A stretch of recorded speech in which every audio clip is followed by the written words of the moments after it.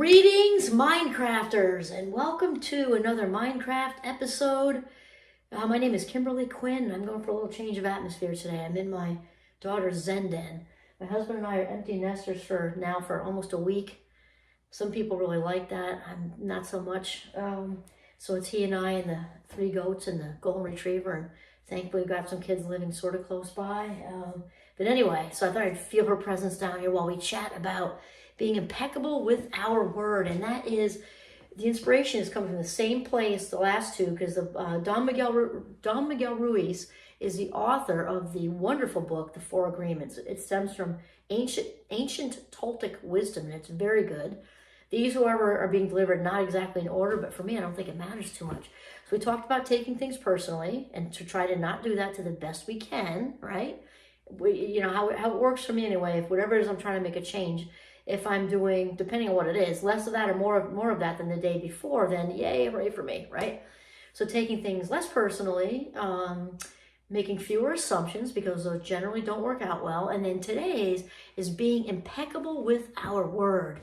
And as far as I know, the word impeccable means without sin. So we can take that in the kind of religious way or spiritual way of going against God or higher power or source or universe or however you want to label that. Can take it that way. And I also think, in my opinion, it could be interpreted because it wouldn't be that different really. Whenever we say things that really kind of pinch us off or separate us from our own authenticity, from our own authentic self. And I think, I'll speak for myself because I think we've all had those moments where we know better and everything, but we feel that instant feel-good fix of fitting in with the group. And even as seasoned adults, not just teenagers do this, we all do this, especially when, I don't know, we're in the workplace and we care about those people, or maybe we're brand new somewhere and we have that instant, sort of judgy moment because that's what the momentum is. And then we have that instant feel-good fix because we're fitting in that conversation. It doesn't even have to be, I'm thinking of gossipy, unkind stuff, but it doesn't even have to be. It can be, maybe you're in a political conversation and you really don't gel and agree with everybody. And rather than speaking up, you kind of just go along with it because it's easier. But that pinches us off because it's not our own truth, right? So whatever that is. So being impeccable with our word means to do less of that, right? So to be really precise with our wording, to mean what we say and say what we mean. If we could do that more, remember, we're not looking for perfect. The P word's really, really bad.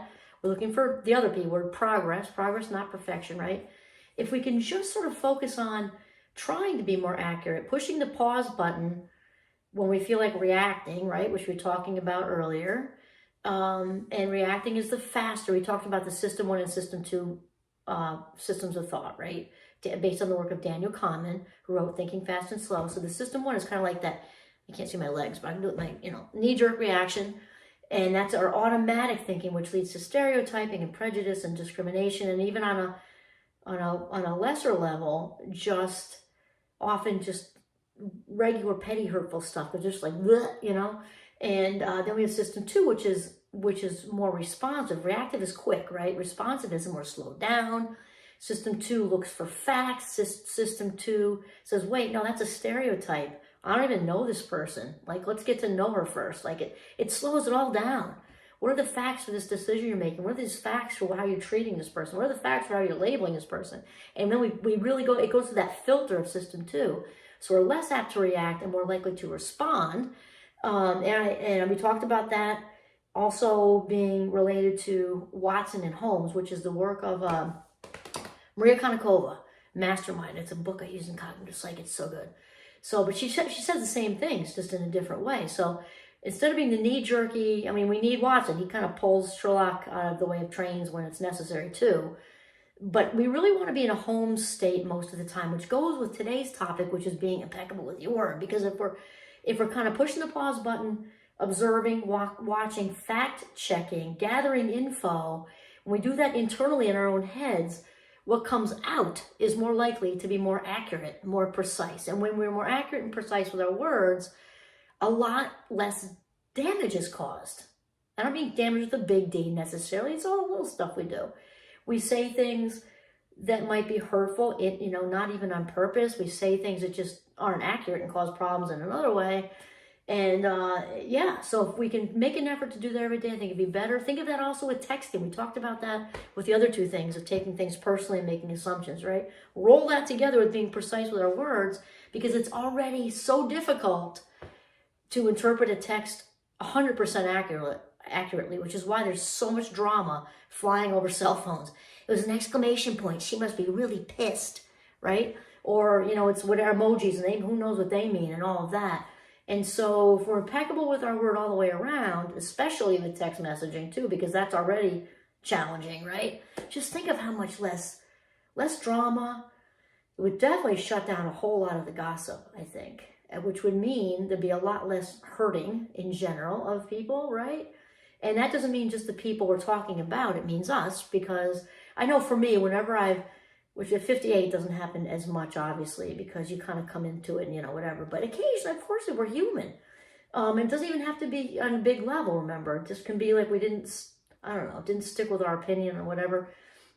There's that immediate feel-good thing, and that's what does it. But when we're precise, that stuff all just dissipates and diminishes, and it's just better as much as we can. So, all right, so those go together. So if we can do our best to take things less personally, make fewer assumptions, and be impeccable with our word, we will have a whole lot more drama in our lives, which means, guess what? Just like a computer, when you clear the space, you got a whole lot more room for the happiness and the joy and the love and all these positive emotions. Awesome. This is Kimberly Quinn signing off from my daughter's Zen Den. Miss you, Pudgy. Have a mindful day.